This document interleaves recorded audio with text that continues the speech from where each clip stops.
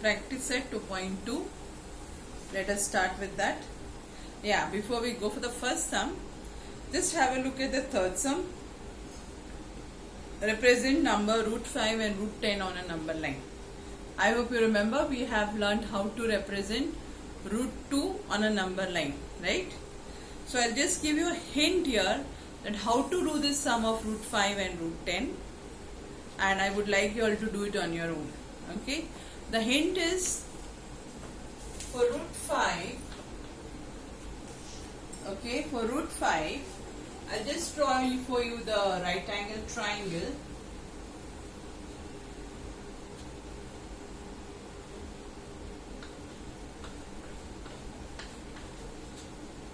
If this is 2 and this is 1, then what will be OB? Yes, OB will be 2 square plus 1 square. What is 2 square?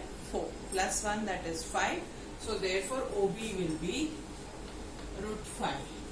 So when you are doing this on the number line, it will come like this, girls. You will have your number line, you have your 0 marking, you have your 1 marking, and you have your 2 marking. Got it? Is this very clear? Now, at this 2 marking of yours, you will draw the perpendicular. You can mark the points O, and this is your point A. So at point A, you will drop a perpendicular. Okay, so this is how much units now? This is 2 units, and you will take 1 unit on this side. That will mark your B point and join OB.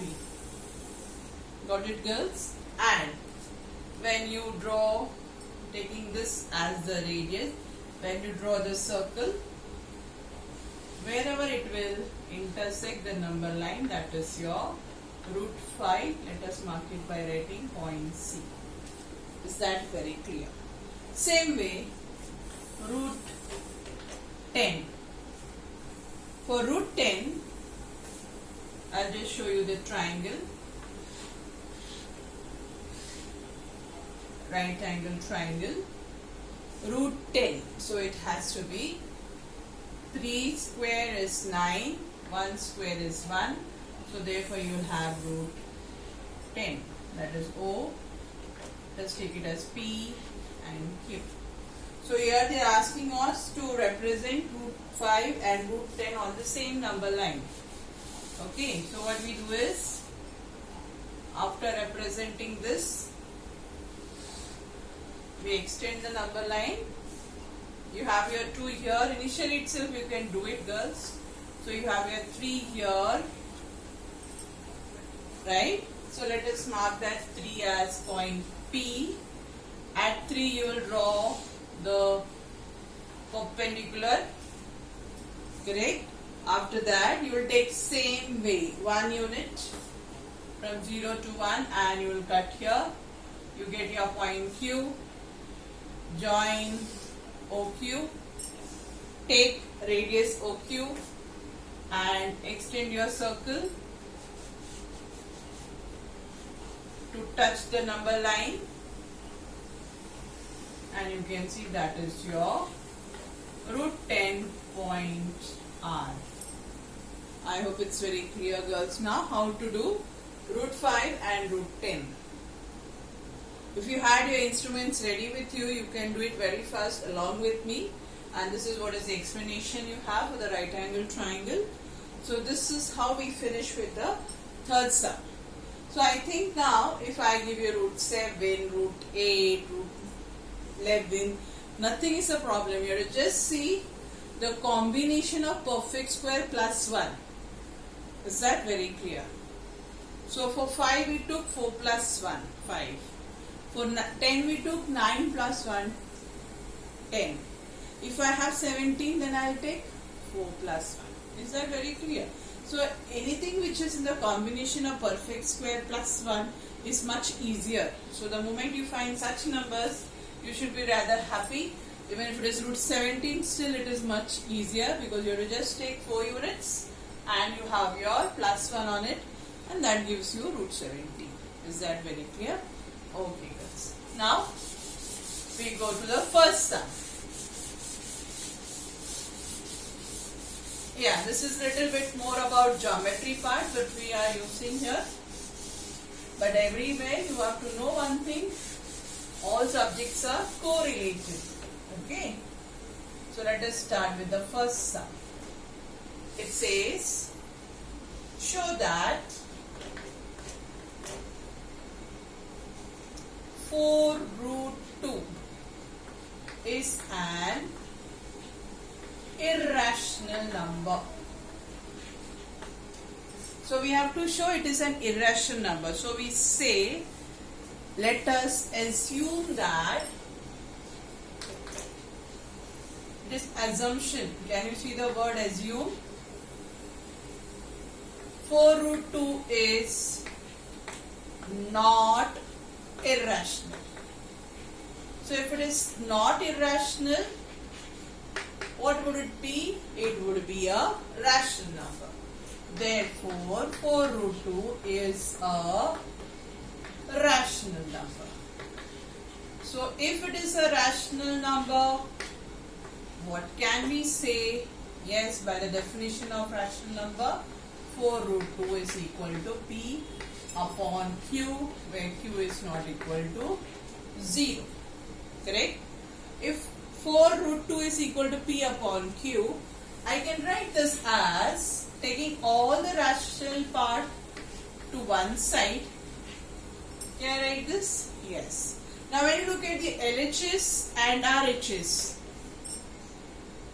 what is the LHS? Root 2. What is the RHS? P upon 4Q. So the RHS P upon 4Q is a rational number. Agreed all of you? Right? Now, but what is LHS? Root 2 is, yes, is it a rational number? No, it is an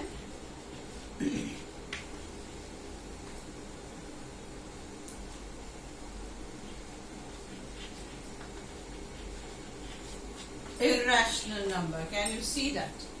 So if right hand side is a rational number and left hand side is an irrational number, how can they be equal? Right? So here there is a contradiction. What is the meaning of the word contradiction? Yes, you have studied this even in English. Contradiction. What is the contradictory statements?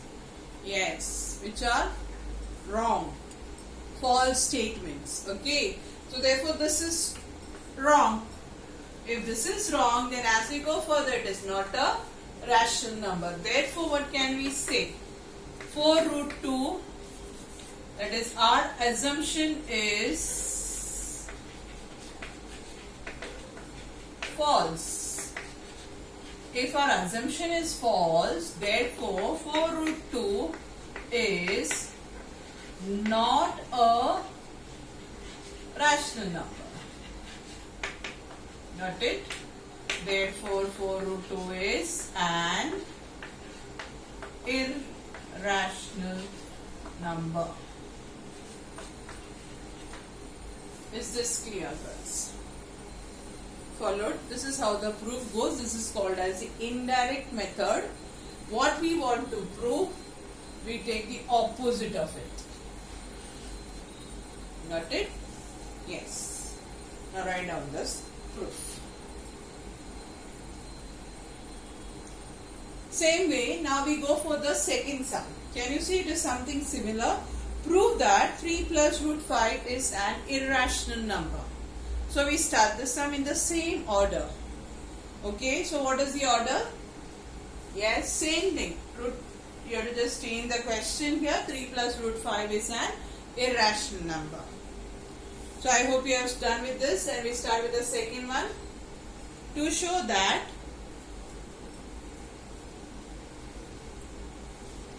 3 plus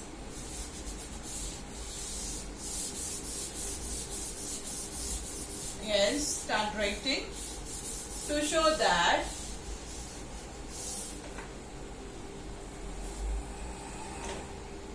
three plus root 5 is an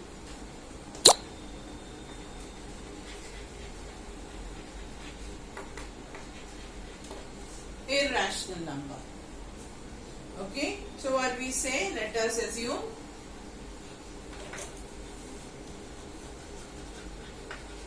the steps are similar, is not a irrational number.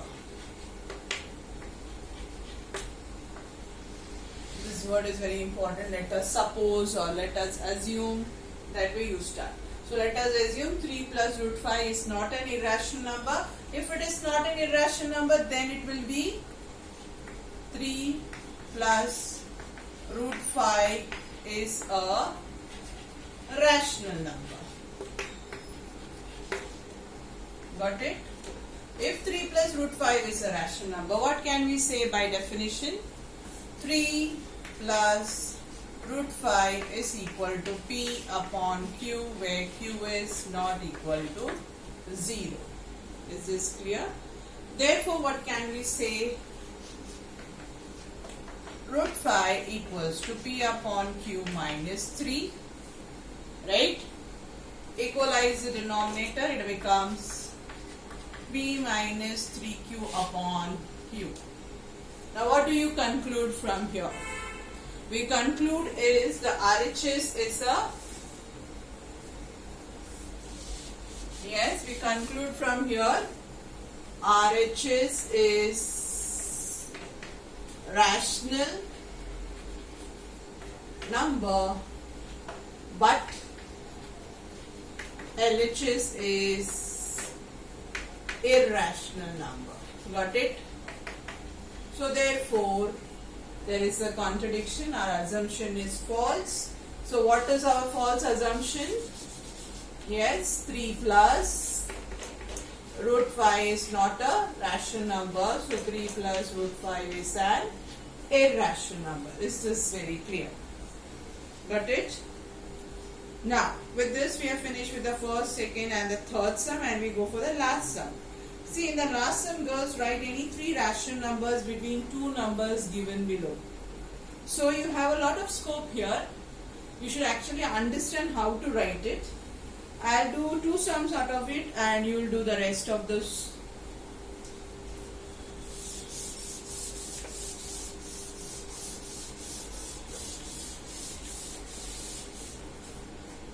Yes, the first one,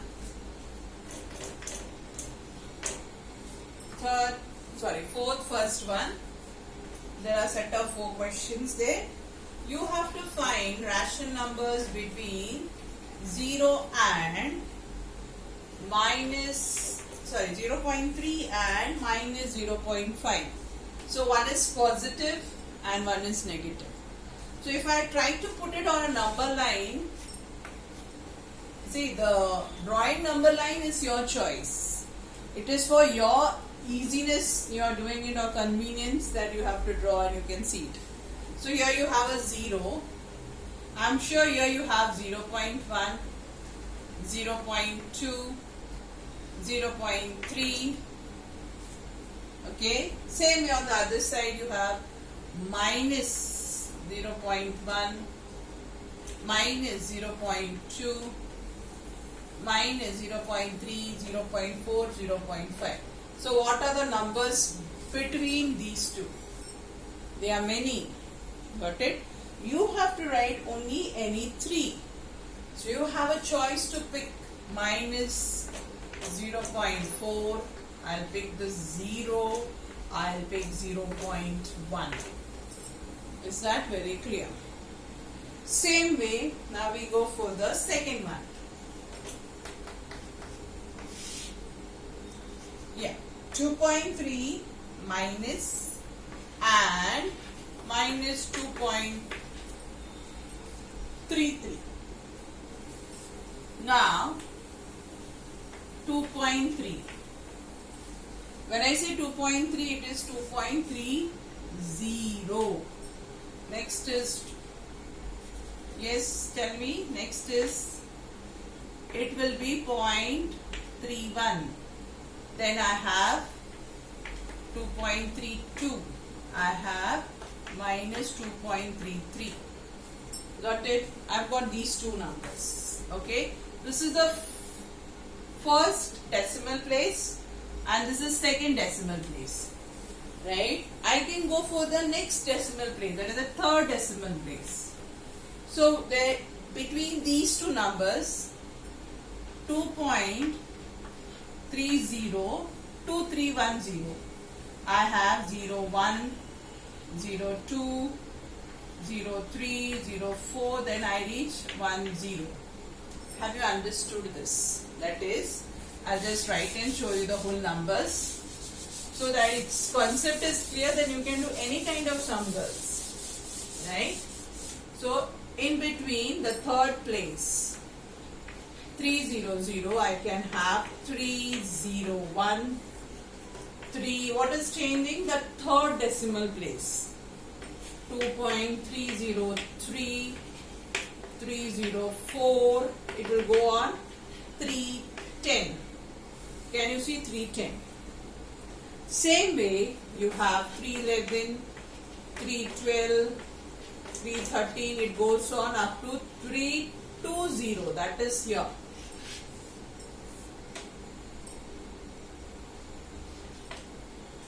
Is that understood? So same way you can find so many numbers if you go for the third place of the decimal. So you have, I think, at least innumerable numbers you can find. Pick any 3 among them. I would pick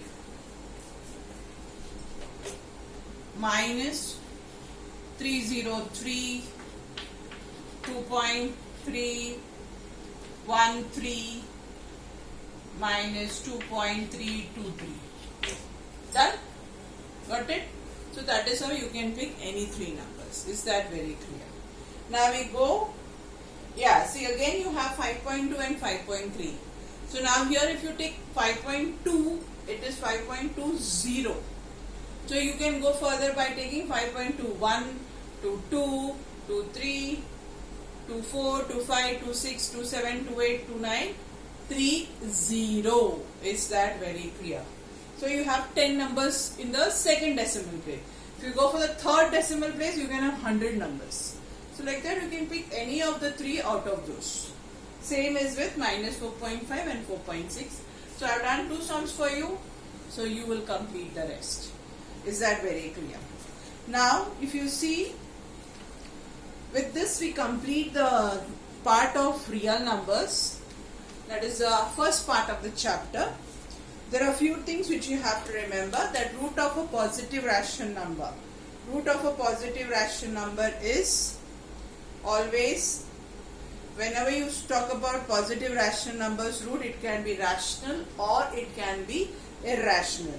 So mark this on page number 25. That leads to a next concept in the chapter, and the second part of the chapter belongs entirely to what is called as surds. Is that very clear, girls? Okay. So with this part we finish the part of real numbers. I would like you all to have a look at the problem set. There are some sums which you can do. Till wherever we have finished, you can complete sum number 2 and 3, because 2 and 3 and even the fourth one. Rest all belongs to surds. So once we start with the next topic of surds, you will be doing the further sums of the problem set.